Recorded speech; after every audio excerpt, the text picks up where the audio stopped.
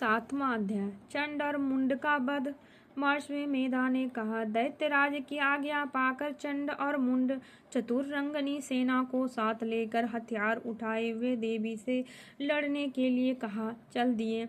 हिमालय पर्वत पर पहुंचकर उन्होंने मुस्कुराती हुई देवी को, जो सिंह पर बैठी हुई थी, देखा। हुआ असुर उनको पकड़ने के लिए तलवारें लेकर उनकी ओर बढ़े। जब अंबिका को उन पर बड़ा क्रोध आया और मारे क्रोध के उनका मुख काला पड़ गया, उनकी मुकुटियां चढ़ गई और उनके ललाट में से अत्यंत भयंकर तथा अत्यंत विस्तृत मुख वाली लाल आंखों वाली काली प्रकट हुई, जो अपने हाथों में तलवार और फ्रांस ली हुई थी।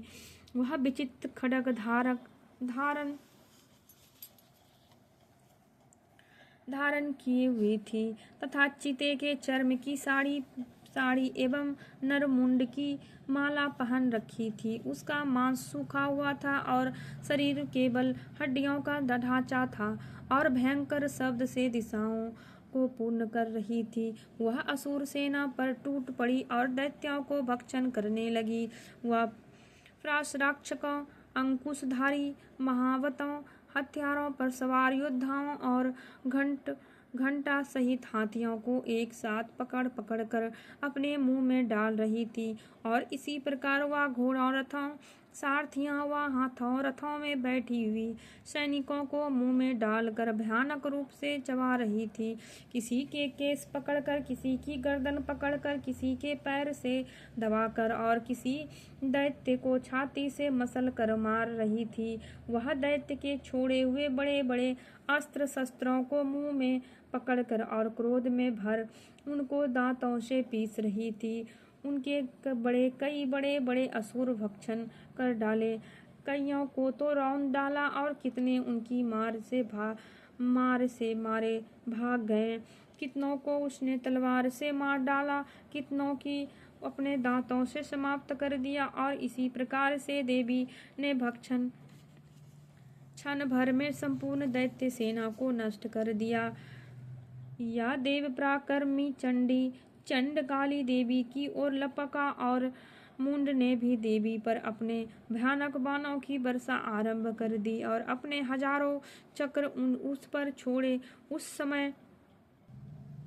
उस समय चमकते हुए बाण और चक्र देवी के मुख में प्रविष्ट हुए। इस प्रकार दिख रहे थे जैसे मानो बहुत से सूर्य मेघों की घटा में प्रविष्ट हो रहे हो। इसके पश्चात भयंकर शब्द के साथ काली ने अत्यंत जोश में भरकर विकट अट्टहास किया। उस समय उसका भयंकर मुख देखा न जाता था और उसमें से उसके श्वेत दांत दिखाई दे रहे थे।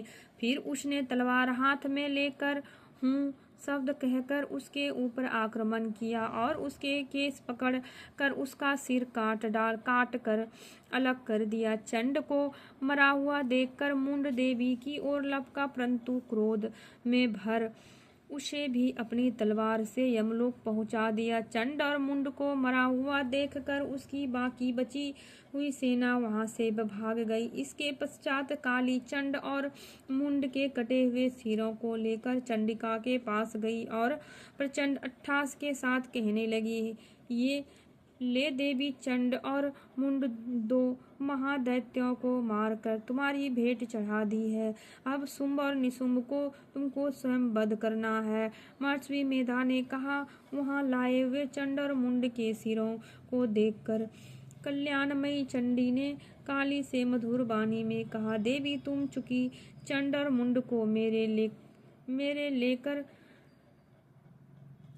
मेरे पास लेकर आई हो तो अतः संसार में चंड मुंड के नाम से तुम्हारी ख्याति होगी।